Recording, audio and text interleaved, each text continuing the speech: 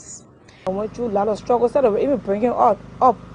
It was so hard. His father was not really jobbing much. One father decided to help us to sing at the Cary campus school. My grandfather was a big inspiration. He had a lot of confidence in me, perhaps more than I even had in myself. I think he saw something bigger in me that I didn't see at the time, and he would always tell me, look, son, where we come from is a poor place, and but don't allow that to determine where you go. The love and care Prince enjoyed would have been short-lived, as the Liberian Civil War ensured. When he was just 6 years old, shattering the family and disrupting the peaceful upbringing of Prince and hundreds of thousands of other young Liberian children for nearly 14 years. The plane raids in the early 1990s, the horrors of dead bodies loitering around, the uncertainties and great panic that accompanied every aspect of the civil crisis, and Prince was taken into exile. But when the war occurred, then when I fled, we came down, we're in Banga. At that time, the area was very intensive in the Bon country, that they are still a stronghold. So when I decided, I found a way at that time, they had no money. So we found a way, some missionaries assisted us.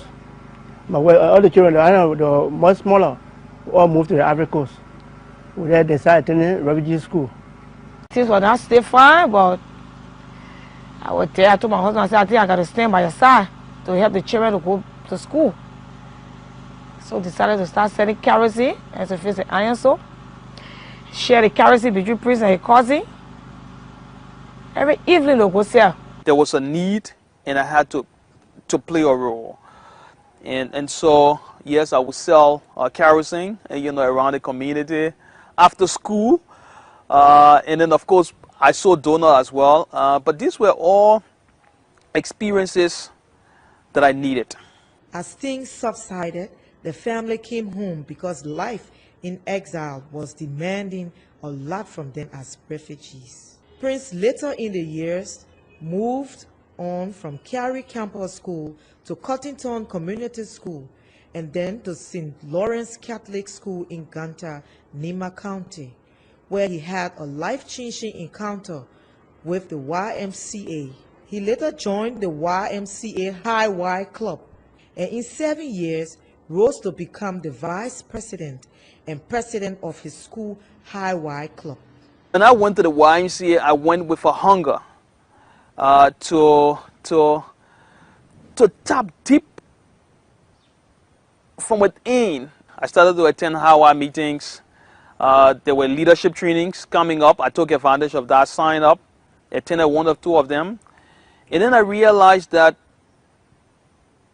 I had a gift to serve, and the YMCA was the best place. The YMCA implements most of its programs and activities through structures that you have set up in high schools, universities, and communities. Through one of those programs, I met Mr. Korvah, and that was through our Hawaii Club. That's one of the structures YMCA implements its programs through. My first international exposure was through the YMCA, for instance. I had this experience to participate in the War Alliance meeting. It's a global meeting of YMCA's members from all around the world, and for me, it broadened my horizon about youth work. But I also took advantage of that meeting to learn about networking, the power of networking. Where Prince is right now, it was not by magic. It was from one level of engagement to another. At first, I remember he served on the local youth council along with me. And I served as president then. He was the vice for 2 years. He took up another form of leadership where he coordinated activities for the local youth council for the Monrovia branch. And then he went higher to another level. That's like the highest decision-making body for young people of the YMCA. That's the National Youth Council. And at that level, Prince represented over 7 different branches of the YMCA, local youth councils. And our engagement was positive. We were proactive in making decisions and moving forward with a lot of work along with the young people. And as a result of that, today, few of us made it to the top. The YMCA for me for a long time, and for a lifetime. You know, remains one of those institutions I will ever be grateful to.